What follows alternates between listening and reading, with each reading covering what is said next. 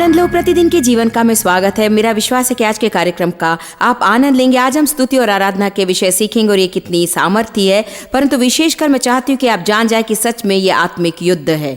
परमेश्वर की स्तुति और आराधना से बढ़कर आपके शत्रु शैतान को कुछ और नहीं हरा सकता। आज की शिक्षा का आनंद लें। तेरी स्तुति हो यीशु। आज मैं आपको ये बताना चाहती हूँ, मैं इसे कहती हूँ आराधना युद्ध को जीतती है। यदि आप हमेशा युद्ध लड़ने की कोशिश करने से थक चुके तो आप अपने जीवन का आनंद नहीं ले सकते, आप कभी जीत नहीं पाएंगे। कम से कम आप जिस तरीके से लड़ रहे हैं उससे।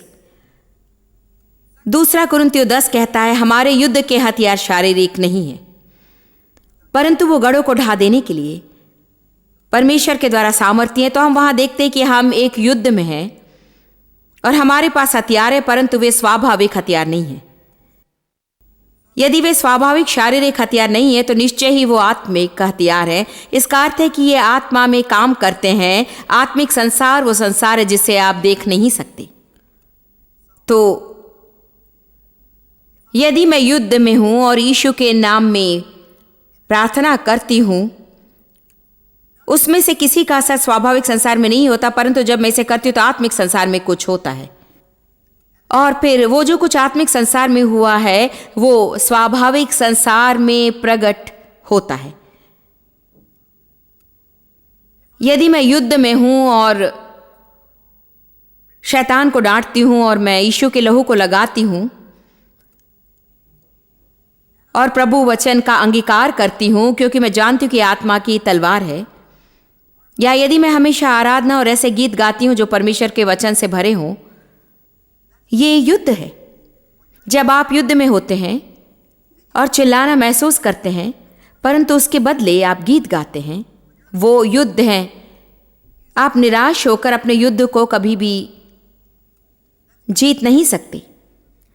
आप चिंता करके अपना युद्ध नहीं जीत सकते। सच्चाई तो यह है, मेरे पास आज आपके लिए विचार है। आप में से कुछ लोगों को चिंता देकर आराधना लेना है। जो समय हम चिंता में लगाते हैं, यदि उसे आराधना में लगाएं, या जो समय हम चिंता में बिताते उसे प्रभु वचन पर मनन करने में लगाएं। यदि आप जानते कि चिंता कैसे करें तो आप कैसे मनन करें जानते हैं। जब आप चिंता करते हैं आप मनन करते हैं। आप बस नकारात्मकता पर मनन करते हैं, आप उत्तर के बजाय समस्या पर मनन कर रहे हैं। यदि आप परमेश्वर का वचन लेंगे और उसे बार बार अपने मन में दोहराएंगे, या यदि आप उन बातों को सोचे जो प्रभु ने आपके भूतकाल में की थी, कई बार स्तुति करना तो यही है, अच्छी खबर देना। ये तो वो कहानी बताना है कि परमेश्वर ने क्या किया है, या कुछ ऐसा जिसकी आप अपेक्षा करते हैं कि वो करे। इसलिए यदि आप दाऊद के जीवन का अध्ययन करें, आप उसे कई बार युद्ध में देखते हैं। वापस जाकर वो भूतकाल की विजय के विषय कहता है। कितनों ने अपने जीवन में कम से कम एक विजय पाई है? बहुत अच्छा। दाऊद जब वो गोलियत से युद्ध करने जाना चाहता था, तब उसे सब लोग निराश कर रहे थे। तो उसने क्या किया? उसने तुरंत बताना शुरू किया, दानों के बारे में नहीं, परंतु सिंह और भालू के बारे में, जिसे उसने पहले ही मारा था।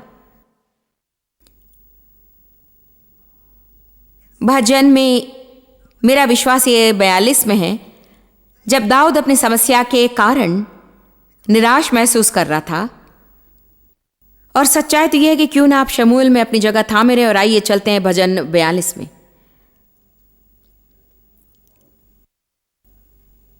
भजन 42। निश्चय ही दाऊद बहुत निराश था।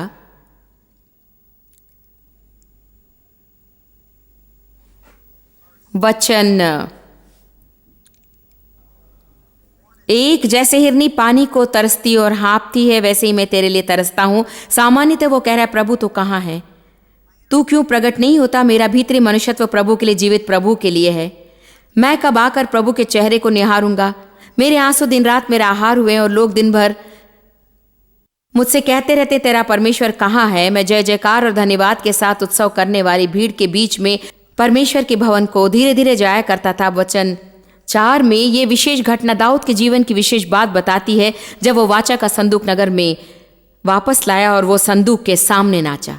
वो प्रभु की उपस्थिति में इतना मगन था कि केवल सनी का एपोद पहने यहोवा के सम्मुख नाचा, और वो नाचा और उसने स्तुति की और संगीत बहुत उत्तम था और लोग स्तुति कर रहे थे और संदूक नगर में वापस लाया गया। ये उसके जीवन का सबसे दिलचस्प हिस्सा था। वो कहता है, जब मेरे आंसू बह रहे थे तब मैंने अपने भूतकाल की विजय पर ध्यान लगाया। मैं उसके विषय में सोचने लगा जो प्रभु ने मेरे लिए किया था। वचन 5 है, मेरे प्राण तो क्यों गिरा जा रहा है, अपनी आशा परमेश्वर में रख। आमीन। परमेश्वर की अपेक्षा करते हुए राह देखें। फिर वो आगे बढ़कर कुछ और करने के लिए कहता है जिस पर हमें अपना मन लगाना है। हमें उस जीवन का आनंद लेना है जो देने के लिए यीशु मरा, क्योंकि मैं विश्वास करती हूं कि वो वही चाहता है और ये प्रभु की इच्छा है कि हम अपने जीवन के प्रतिदिन का आनंद लें। निश्चय यदि आप अपने जीवन के प्रतिदिन का आनंद लेना चाहते हैं तो हमें सीखना होगा कि समस्या के होते हम जीवन का आनंद कैसे लें। यदि आपकी समस्या है तो आपको चिंता करने की जरूरत नहीं। ये ठीक है कि अपनी चिंता प्रभु पर डालें और उस पर भरोसा रखें कि वो उससे निपट लेगा। जब आप विश्वास करते हैं कि प्रभु आपकी समस्या पर काम कर रहा है तब आप अपने जीवन का आनंद ले। ये ठीक है। इसे दिन में कई बार करना अच्छा है। बस आप अपना मुंह खोलकर कहें कि प्रभु मैं तेरा धन्यवाद करता हूं कि तू मेरी समस्या पर काम कर रहा है। आज मैं आपको ये बताना चाहती हूं कि सीखें कि कैसे अपने अंगीकार को अब में लेकर आएं। सीखें कि कैसे अपने विश्वास को अब में लेकर आएं। यह ऐसे दिखाई देता है कि हम हमेशा आशा करते हैं कि परमेश्वर यहां पर कुछ अवश्य करेगा। इब्रानियों 11:1 कहता है, तो अब विश्वास है। परमेश्वर ने सिद्धांत के विषय मुझसे व्यवहार किया और सच कहूं तो जब कभी मैं इसे भूलती हूं, जो मैं अक्सर करती हूं, क्योंकि जब हमारी परीक्षा होती कि यदि कुछ होते हुए न देखें तो परमेश्वर कुछ नहीं कर रहा है, हम ये सोचते हैं। कितने लोग विश्वास करते कि एक परीक्षा है, यदि आप कुछ भी ना देखें, यदि आप कुछ महसूस न करें, यदि आप बदलाव होते ना देखें तो हमारी परीक्षा होती कि हम सोचें कि परमेश्वर कुछ भी नहीं कर रहा, तो फिर हम प्रभु से कुछ करने की भीख मांगते हैं। और वो हमसे क्या चाहता है? वो चाहता है कि हम उसकी स्तुति करें कि वो कुछ कर रहा है। सच कहूं, यही वो सबसे महत्वपूर्ण बात है जो मैं आज आपको बताना चाहती हूं। यदि आप यहां देखने के लिए रुक जाएं तो बस कुछ होता है। आपके विश्वास, आपके बल, आपकी जिज्ञासा, आपकी लगन और आपके जीवन के जोश को कुछ होता है। यीशु ने कहा, मैं हूं। ये नहीं कि मैं रहूंगा, वरन कहा मैं हूं। जब चेले डर गए थे उसने कहा, तुम क्यों डरते हो? मैं हूं, मैं यहां हूं। और यदि मैं यहां हूं, मैं काम कर रहा हूं। और यदि मैं यहां हूं, मैं नियंत्रण कर रहा हूं। सच में ये मरकुस 4 में लिखा गया, जब उसने कहा आओ हम उस पार चलें, और उसके बाद जब वे उस नाव में चढ़े तो भयानक तूफान आ गया। क्या ये दिलचस्प नहीं कि जब परमेश्वर आपके भविष्य के लिए आपको मार्गदर्शन देता है तो सबसे पहले तूफान ही मिलता है। ये कहता है कि जोर से आंधी यानी तूफान बुरा था। बाइबल कहती कि वे लोग बहुत घबरा गए क्योंकि आंधी चल रही थी और नाव में पानी भर रहा था। ये कहता है नाव के निचले हिस्से में यीशु सो रहा था। इसलिए आपके तूफान में कई बार ऐसे दिखता है कि यीशु सो रहा है। ये मानो, प्रभु तू क्यों कुछ नहीं कर रहा, तू क्यों कुछ नहीं कर रहा, तू क्यों कुछ नहीं कर रहा, तू कब कुछ करेगा। वो उसे सुनना नहीं चाहता है। वो सुनना चाहता है धन्यवाद कि तू कुछ कर रहा है।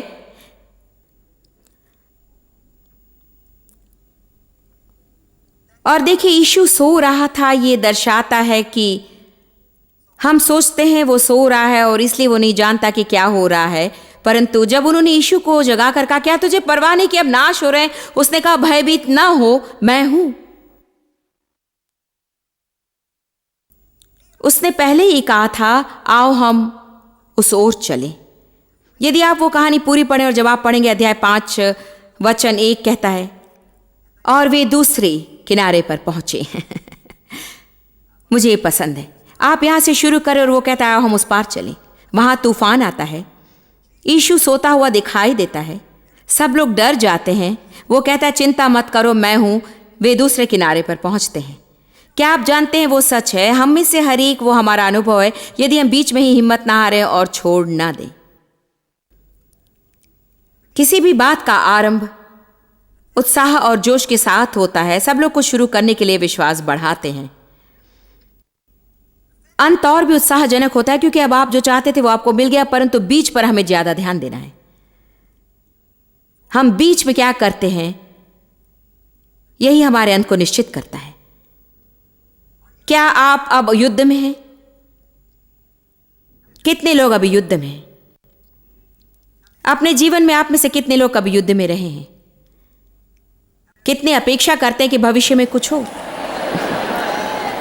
यह बहुत ही महत्वपूर्ण बात है। हम हमारे युद्ध से कैसा व्यवहार करते हैं वही हमारे चरित्र के स्तर और आत्मिक परिपक्वता को दर्शाता है। हम हमारे युद्ध से कैसा व्यवहार करते हैं वो हमारे जीवन की दूसरी बातों से अधिक हमारे विषय को दर्शाता है। हम हमारी निराशाओं से कैसे व्यवहार करते हैं, हम हमारे शत्रु से कैसे व्यवहार करते हैं, हम राह देखते हुए क्या करते हैं। दाऊद को राजा बनने के पहले गोलियत को हराना पड़ा। यीशु ने कहा हम उस किनारे पर चले और फिर तूफान आया। शायद परमेश्वर ने आपको सेवकाई के लिए बुलाया है, या उसने आपको प्रतिज्ञा दी है, या उसने कुछ कहा आपके जीवन, आपका परिवार, आपके धन के विषय में। आप राजा होना चाहते थे तो फिर उस क्षेत्र में कहिए। आप विजय पाना चाहते हैं, आप ऊंचाई पर रहना चाहते हैं। परंतु मैं आपको बता सकती हूं कि राजा का मुकुट पहनने के पहले आपको गोलियत को हराना पड़ेगा। परमेश्वर हमसे बहुत कुछ कहता है, वो संभव है। वे सकारात्मक झूठ नहीं, वो बस इसलिए नहीं होते हैं क्योंकि परमेश्वर ने उसे कहा है। हमें पवित्र आत्मा के साथ में सहयोग देना है। परमेश्वर जो हम पर कहता है वो हमारे लिए उसकी इच्छा है, परंतु हमें उसके साथ सहयोग देना है। कई बार हम सोचते हैं कि हम प्रभु की राह दे रहे हैं, अधिकांशतः वो हमारी राह देखता है। वो हमारी राह देखता है कि उसने हमें जो करने के लिए कहा उसे करें, या मनोदशा बदल दें, या चाहे कुछ भी बात हो। मैं आपको आज ये भी बताऊंगी कि आप अपना मुंह बंद रखकर गोलियत को नहीं हरा सकते हैं।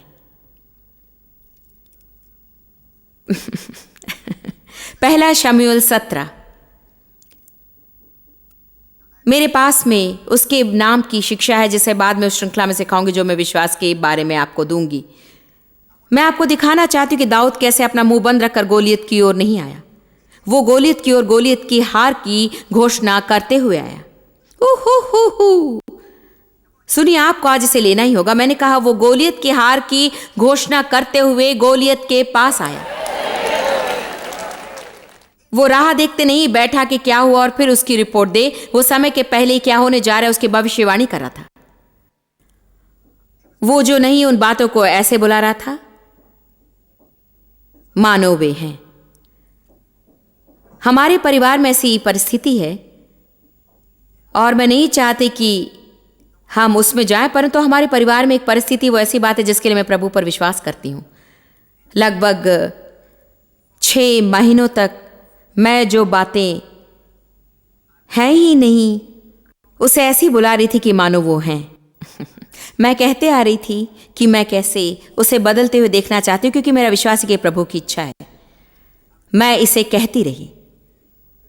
रोमियो 4:17 कहता है हम उस परमेश्वर की सेवा करते हैं जो मुर्दों को जीवित करता है और जो बातें हैं ही नहीं उसे ऐसे कहता है जैसे कि वो हैं। समझ रहे हैं ना? हम उसकी संतान है और जैसे बाइबल कहती है कि हमें उसका अनुकरण करना है तो हमें वही करना है जो वो करता है। तो मैं उसे कहती रही और मैं देखना शुरू कर रही हूं कि जहाज मुड़ रहा है और वो होना शुरू हो गया। आप मुंह बंद रखकर गोलियत को नहीं हरा सकते हैं। आइए देखते हैं दाऊद गोलियत की ओर जाते वक्त क्या कह रहा था।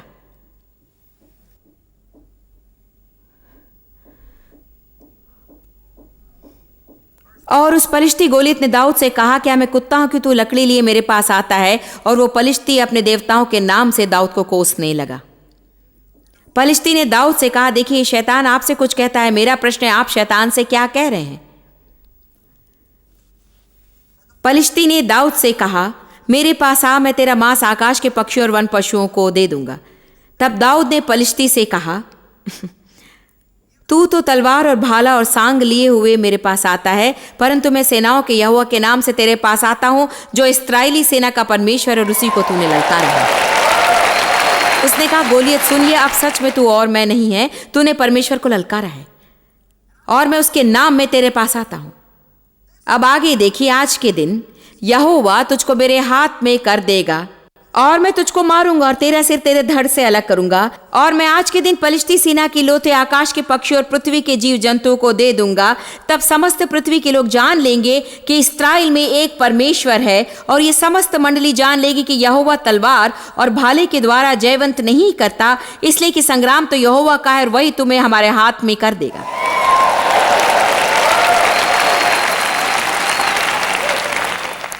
जब पलिश्ती उठकर दाऊद का सामना करने के लिए निकट आया, मुझे खासकर पसंद है, दाऊद उसका सामना करने के लिए फुर्ती से दौड़ा। वो गोलियत से दूर नहीं भागा। उसने बस कहा, देख मैं जानता हूं कि ये ऐसा ही होगा, मैं तुम्हें पहले से बता रहा हूं कि क्या होने वाला है, अब आइए हम इसे खत्म करें। आप में से कुछ लोग इन बातों को दूर रख रहे हैं और छिप रहे हैं और उसे नीचे रख रहे हैं जिनसे आपको निपटना चाहिए था। और आपको इसके विषय अपने मुंह से डर की बातें नहीं निकालनी है। आपको पहले से ही कहना है कि आपका विश्वास है कि प्रभु अभी क्या कर रहा है और आप कैसे विश्वास करते कि कैसे होगा, और फिर परमेश्वर की सामर्थ और बल में आपको उस बात का सामना करना है और उससे दूर भागना बंद करना है।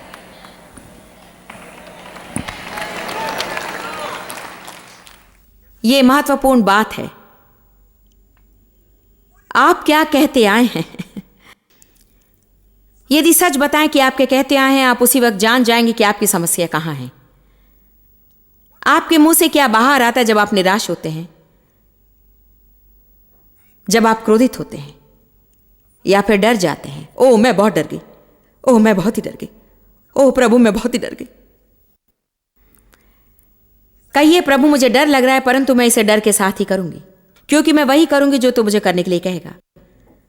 कोई नहीं कह सकता कि आपको डर नहीं लग सकता। मैंने अभी कहा डरिए मत, और डर का अर्थ है भागना। आप कांप सकते हैं और फिर भी वही कर सकते जो प्रभु ने कहा। आज ये प्रकाशन पालें।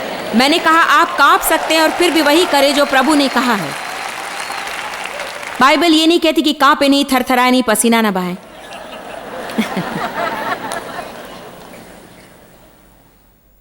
जब आप निराश होते तब आपके मुंह से क्या बाहर आता है? हताशता में आपके मुंह से क्या बाहर आता है? इस बारे में मुझे अभी भी समस्या है। मैंने बहुत उन्नति की है, परंतु मैं आपको बताऊं, परखे जाने में सबसे बड़ी परीक्षा तब होती है जब आपको चोट पहुंचती है, तब आप सही बात ही कहें। क्या आपने मेरी बात सुनी? मैंने कहा परखे जाने में सबसे बड़ी परीक्षा तब होती है जब आपको चोट पहुंचती है, तब आप सही बात ही कहें। जब हम सहमत नहीं होते तब शिकायत ना करें। ओ दयावंत दिन। मतलब कि क्या यह आपके जीवन की सबसे बड़ी चुनौती है? आमीन। हम ऐसी सभा में आते हैं, यहाँ प्रभु की महिमा है और प्रभु की अद्भुत उपस्थिति यहाँ है। मैं सब देती हूँ, मैं तेरी आराधना करती हूँ प्रभु, तू ही सब कुछ है। मेरा विश्वास है कि मेरे जीवन में कुछ भी हो प्रभु तू नियंत्रण करता है। फिर हम पार्किंग की जगह जाते हैं।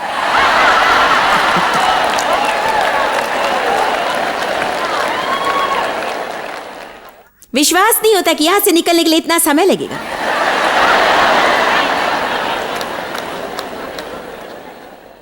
या आप घर जाते हैं और आप उन वस्तुओं को छोड़कर जाते वक्त जैसे पाते वैसे उसी जगह नहीं पाते हैं। मेरा विश्वास नहीं कि तुम लोगों ने इस घर को इतना गंदा कर दिया। मैं बस एक दिन के लिए कहीं चली जाऊं और घर आकर देखती हूँ तो ये नहीं।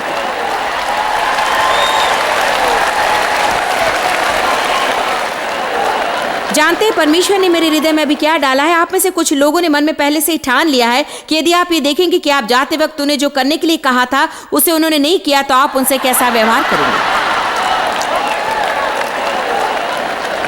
यदि आप सोचते हैं यदि मैं घर जाऊं और यदि उन्होंने ये बर्तन साफ नहीं किए और यदि मैं घर में जाऊं और घर गंदा हो तो मैं ये करूंगी और मैं वो करूंगी और ये करूंगी, आप खुद को असफलता के लिए निश्चित कर रहे हैं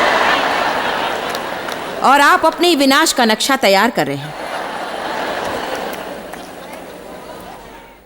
आप कह सकते हैं आप कैसे जानते? क्योंकि परमेश्वर मुझे कुछ बातें बताता है। मैं आशा और प्रार्थना करती हूँ कि प्रभु मेरे द्वारा बातें करे, नहीं तो मुझे चुप रहना होगा। जब आप जैसे चाहते हैं वैसे नहीं होता तो आपके मुंह से क्या बाहर आता है? ये वो बातें हैं जो महत्वपूर्ण है। दूसरा इतिहास 20। युद्ध आपका नहीं है परंतु प्रभु का है।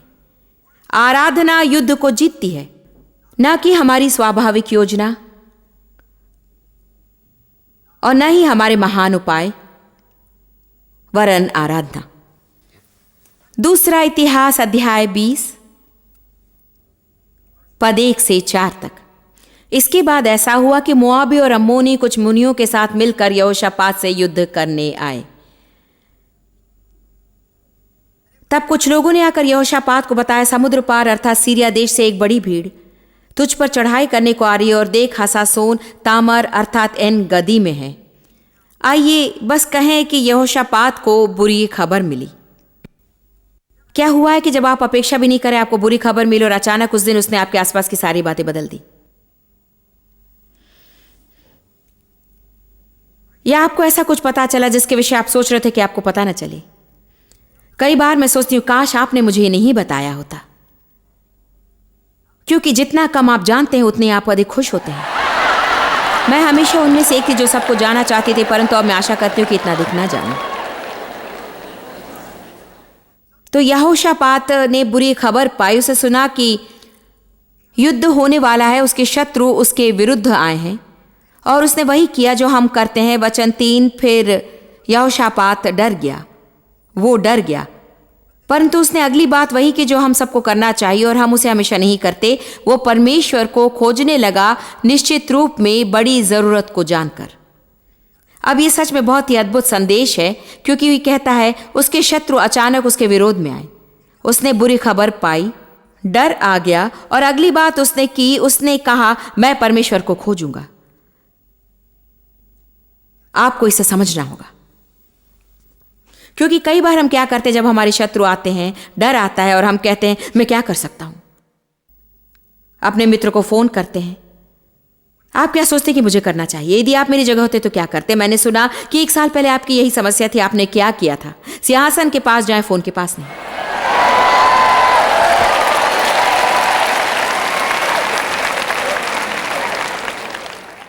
फिर जब आप सिंहासन के पास जाते हैं, यदि परमेश्वर के फोन के पास जाएं तो जाइए। कई बार हमें जरूरत होती कि लोग हमें प्रोत्साहित करें या हम किसी और से वचन को प्राप्त करें। लोगों के पास जाना सदा गलत नहीं, क्योंकि परमेश्वर लोगों के द्वारा काम करता है, परंतु पहले परमेश्वर के पास जाएं।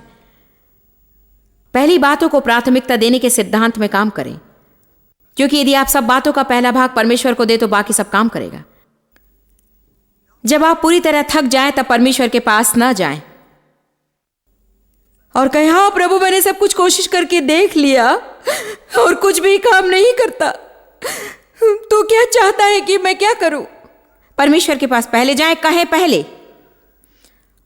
उसने उपवास की घोषणा की, वो बहुत गंभीर हो गया। उसने कहा मुझे ये बदलाव चाहिए, चाहे मुझे कुछ समय भोजन न करना पड़े और परमेश्वर के साथ जाना पड़े तो भी। तो यहूदा के लोग यहोवा से सहायता पाने इकट्ठा हुए। वे यहूदा के सभी नगरों से यहोवा की दोहाई देने आए, अपने पूरे दिल से दोहाई देने लगे। मुझे ये पसंद है क्योंकि हमें प्रभु को खोजना है। कई वर्षों पहले मुझसे प्रभु ने बात की और कहा जॉयस यदि मेरे लोग मुझे हमेशा पूरे दिल से खोजें तो फिर वे बुरी परिस्थिति में कभी भी नहीं गिरेंगे। उसने कहा कुछ कारणवश मैं उन्हें बुरी परिस्थिति में जाने देता हूं, क्योंकि केवल परेशानी में ही वे मुझे खोजते हैं।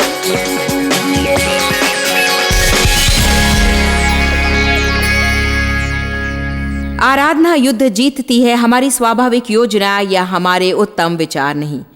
आप परमेश्वर की आराधना करने में अधिक समय और खुद की शारीरिक सामर्थ्य में कम समय बिताने के द्वारा अधिक समय बचा सकते हैं।